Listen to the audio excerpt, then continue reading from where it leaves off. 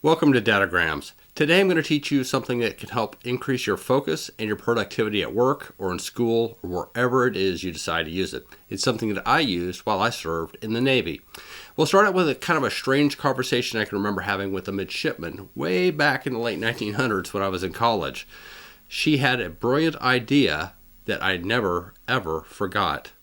We were taking physics at the time, a lot of us midshipmen, and it was a very difficult class. So we always came together for study groups before and usually after the class. And this one particular student was really struggling. She simply could not make the grades. She just didn't understand physics. And then one day, she came in with a completely different attitude. She came in happy, excited, enthusiastic, and totally focused on working on physics. This was a big change for her, and then she let us all know that she found out the secret to actually acing physics. We were all pretty skeptical, but she went ahead and described it. Apparently, she was taking psychology class, and her psychology teacher, so she says, stated that if she chewed specific flavored bubble gum as she studied a specific topic, that would help trigger a response whenever she chewed that gum again, and she would all of a sudden be able to get into the right mental state and be able to do better in certain subjects. As it turns out, she chose grape bubble gum in order to study physics. All right, now again, I was pretty skeptical, and I didn't know what quite to think about it, but I went ahead and listened, and I've never truly forgotten it. And a little later in this conversation, I'll tell you how it worked out for her. But in the meantime, I do want to share with you the fact that something very similar to this actually changed the way I was working in the Navy and gave me the ability to hyper-focus and perform. And it's something I want to share with you. But I'll do it through kind of a step-by-step process as we move along here. First, let me introduce to you the concept of compartmentalization. Flying military aircraft is a job that absolutely demands total and complete focus. From the moment you walk into the briefing spaces, you fly your entire mission, and you come back and walk back out of those briefing spaces, your mind is on one thing and one thing only: flying and everything it has to do with it. You do not have time or the ability to think about the argument you had at home or the issues you might be having at work or the timelines you're trying to meet for something that has to do with your job. None of that applies. You have to be able to compartmentalize. In other words, taking all that distracting stuff and moving it aside in your mind and only focusing on the thing directly in front of you. As many of you probably know, if you ever lay down at night, if you've got a busy life, and as soon as you close your eyes, your mind floods with all kinds of things that keep popping up that are stressing you. Whatever it is that's going on with the car, or the kids' homework that you couldn't help them with, or the fact that they're struggling in classes, or the fact that you and your wife had an argument, or a husband had an argument, or that there's issues at work. All these things start popping up and you can't stop thinking about them.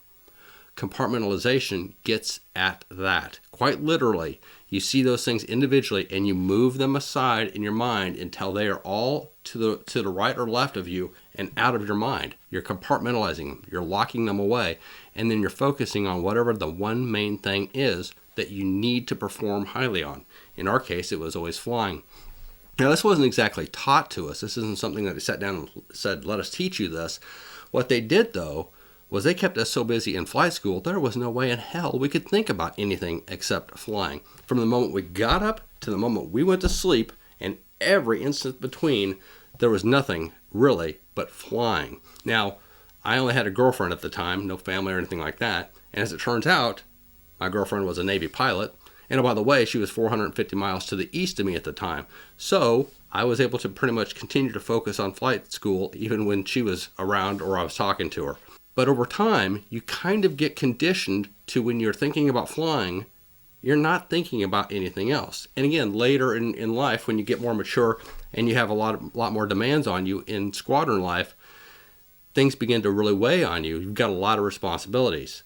And habitually, you walk through those briefing space doors, and as soon as you do, and you sit down with your briefing notes in your hand and you start going through everything, it's kind of like a meditation in a sort, to where it's kind of moving things out of your mind, and you're able to quite literally think about the only thing that matters, and that is the flight. That's the concept of compartmentalization. Now, can any of you learn this? Yes. One, you got to know that it exists, and that's why I'm sharing it with you. You have to know that it's possible. And two, you've got to work at it. You're not going to try this the first day or tonight when you lay down in bed and think, wow, it worked perfect. No way. It's a struggle to get better and more masterful at it over months and even years. But eventually, you will get very good at it if you stay disciplined and keep working at it. If you have a high demand job that kind of sets up the right environment for this, now that you know, you can go right into it and probably pick it up pretty quick. All right, so that's the first thing I want to share with you in how to hyper perform and progress at work. Now I want to talk to you about something else. So I've used compartmentalization to focus and perform throughout my entire career, and I still use it to this day. But by accident, I came upon another process that helped me hyper perform, one that had to do with that flavored gum story I was talking about earlier. Let me explain. Between about 2013 and 2015, I served in a very unusual job that had nothing to do with flying. I served as the speechwriter for 2 4-star admirals. They were in command of the United States Pacific Fleet and were quite literally responsible for over 52% of the entire world as far as Navy goes. So my job required me to write a lot. In 3 years, I wrote about 500, probably more than that, full-length speeches, not to mention the incredible amount of talking points I was writing all the time, which are mini speeches that they could pull out of their pocket and just talk to off the cuff. It was a busy time to say the least. Now, for the first admiral, I was in his front office, meaning where I sat was kind of in the offices that surrounded his inner sanctum, if you will. So he could usually walk out and talk to anybody he needed to about something before he went back in for the more formal meetings that he'd have with people who were visiting. Anyway, I was in the front office, and where I sat in a corner with my face, my nose quite literally in the corner, working on a computer screen that way.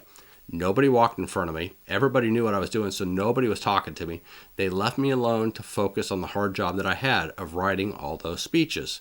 But when the next admiral came in, they wanted to make sure that my messaging that I was writing into the speeches were integrated into public affairs so they could be released to the press all around the world. And in order to do that, I moved my desk into the public affairs office. And that was a wholly different subject. You can see it here in this picture. What you can see is perhaps to the right is the door, the front door where people were walking in and walking out all the time. That door would walk open and people would either go talk to the secretary to the right or they'd turn left and walk down the corridor to find whoever it was they were looking for. And inevitably, every time somebody would walk past my desk, they'd knock on the desk and say, "Hey, how's it going?" Like I had all the time in the world to sit there and chit-chat with people walking by. Now, every time somebody interrupts you, whether it's a cell phone, a text, some kind of chime, somebody walking through the spaces saying something, an interesting conversation on the television, anytime you're interrupted while you're trying to work, it takes at minimum 2 to 5 minutes to get your mind back into the work you are doing it. That's truthfully, that's very lucky if you can do it. Sometimes it can take 15 to 30 minutes to get your train of thought back to where you were, and other times it can't be done at all. So any interruption I had every time I was writing, which was all the time, was painful. In order to write, I would sometimes get there as early as 7, no later than 7:30, and I would start working. And I would work all the way through lunch, sitting at my desk the whole time, all the way till about 5 o'clock in the evening. Then I found I was having to go home, have dinner with the family, tuck the kids in, go back into work for a couple hours and keep working, and then come home again. And then I was having to start going on Sundays as well. That was the workload that I had, and any moment that they disrupted me by knocking on my desk and saying something was killing me. So I did the only thing that I could figure out to do. At our next meeting, I told everybody from here on out, I would be listening to my headphones to help me focus. And once I put those headphones on, whether the music was playing or not, people left me alone. And that was a nice trick. That was very helpful.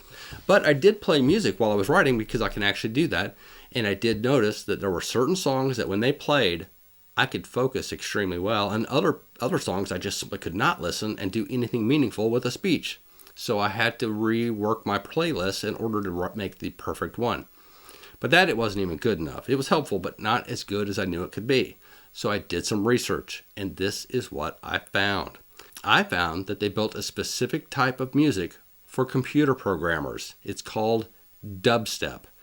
It probably isn't for everybody. I didn't know what it was when I went out to looking for it, but I started downloading it. I made a playlist of about an hour and a half long of dubstep. And that next day, I took it into work and I did my usual compartmentalization thing. I kind of moved things aside in my mind, totally focused on the computer in front of me, my task at hand, put my hands on the keyboard. Just before I did it, I hit play on my iPod. And I'm telling you what, the effect was astonishing. That music, I don't know what the hell they do in it, but it absolutely hyper-focused me. And for the next hour and a half, I was the most productive I had ever been probably in my entire life. It was stunning. And after an hour and a half, my playlist was done. Apple started pulling in other songs to play after that it suggested for me. And all of a sudden I realized, whoa, what is this? I was being pulled out of my speechwriter mode because the music had changed. That's when I put it on pause. I got up, walked around for a bit, because an hour and a half is a long time to stay focused on something. But I did easily. And so I would get up, walk around, get a drink, have something to eat, and then I would go back and I would do it again. And oh my goodness, the writing that I could accomplish. It was amazing. So that was an extremely important thing for me to have discovered. Definitely something I want to share with you. Headphones matter when you're doing grunt work like this. And if you can get the right playlist, dubstep, some people might like classical, something, if it's the right thing for you, it can make a huge difference. Now, what does this have to do with the grape flavored gum that the girl was talking to me about a long time ago? Well, I'm getting to that. So it's been years since I've written a speech or listened to dubstep. I mean, years. Now, occasionally I'll write speeches when I have to give one myself, but that's usually not quite as high a demand as 12 of them over a 14-day period for an admiral. That was some busy times. However, I happen to have a book deal going on, and I am supposed to have a book finished by about August. And I need to write every single day. And sometimes I am easily distracted by anything else but actually writing. Especially when the kids are out of school. My kids are in high school now. They seem to be out of school every time I turn around. Every Monday and Friday, apparently, because we've got yet another 3 or 4 day holiday coming up. Martin Luther King Day, President's Day, and on and on and on. Anyway, I told them I have to write 2 hours every single day. So I told them when the door's shut, Dad's going to write for 2 hours. And because I needed to be hyper productive, I pulled out that old dubstep playlist and I hit play on it. And it was just like going back in time. My mind didn't miss a beat. It just, everything tightened down to one focused effort on exactly what I was doing. It was truly stunning. What that girl was talking about in physics was the concept of conditioning. If you condition yourself to perform a certain way when you're chewing grape gum, then the next time you chew grape gum, you'll perform that way. So the theory goes. And it absolutely works with dubstep. Well, at least it worked that way for me. So did it work for her, do you think? Do you think she all of a sudden started acing physics? As it turns out, no, not even close. It didn't work at all. She ended up failing out of that, I think failing out of school, and ultimately, I don't know where she ended up, but she most certainly did not make it through ROTC. But here's where I think she went wrong. For some reason, she thought that was a cure-all. By chewing gum, it would somehow put knowledge into her mind. The important thing you have to learn if you are using dubstep, classical music, compartmentalization, anything like that, you have to be competent at what you're doing anyway, and then use that stuff to hyper-focus in order to ultra-perform in what it is you're doing. So you have to be good at it from the start.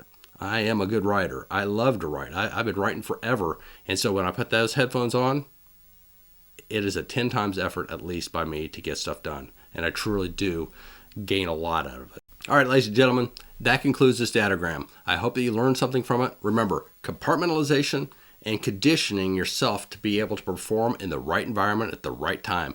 Those two things combined can make all the difference, and they can help you win in life. Until next time.